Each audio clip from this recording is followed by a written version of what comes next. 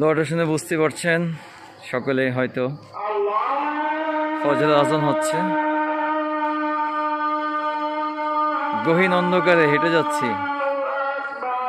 কিছুই দেখা যাচ্ছে না।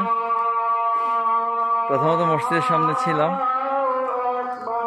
কিন্তু এদিকে এত বিশাল বিশাল গাছ, আপনি হয়তো দেখলে ভয় পেয়ে যাবেন, কিন্তু আল্লাহর রহমতে হেঁটে যাচ্ছি আল্লাহর উপর ভরসা করে।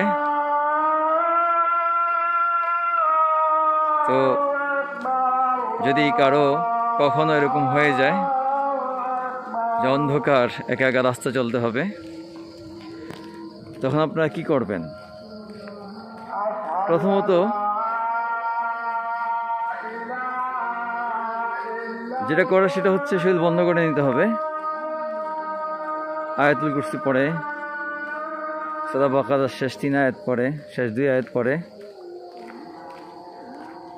বুকের মধ্যে ফুদিয়ে নিতে হবে।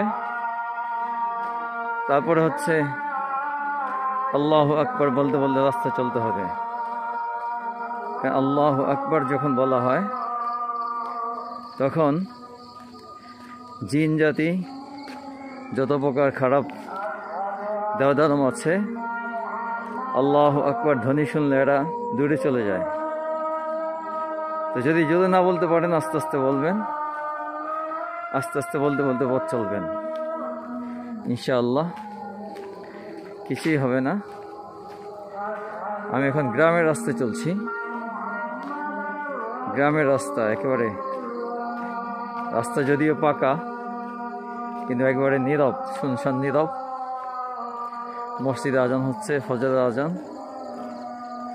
আমাকে যেতে হবে আমার বাড়িতে, গ্রামের বাড়িতে।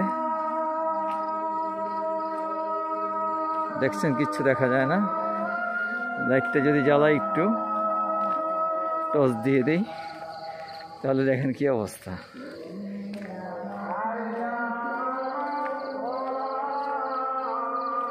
দেখছেন, এই দেখতে পাচ্ছেন কত মোটা মোটা গাছ, এই যে গাছ দেখেন কত মোটা মোটা গাছ,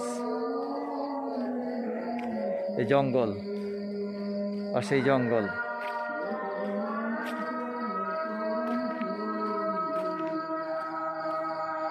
কিছুই দেখা যাচ্ছে না,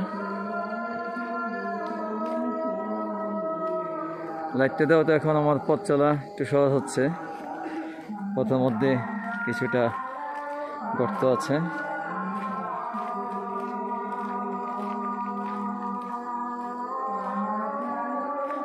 আসসালামু আলাইকুম।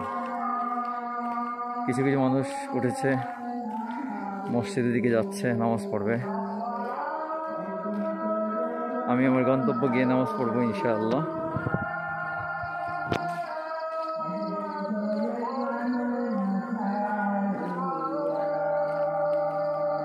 আমি হাঁটা আরম্ভ করেছি 4:46 থেকে।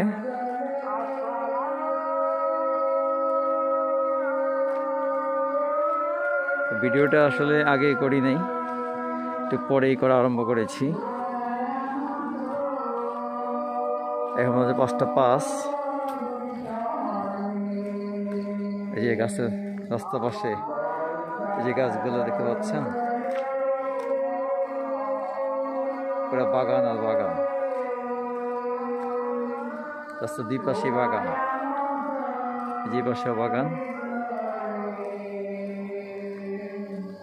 দেখতে পাওয়া যায় না, খুব কম। এই যে বিশাল বড় বড় গাছ, তারপরে যাচ্ছি। আল্লাহর উপরে হাওলা। সামনে একটা হয়তো অটো আসতেছে।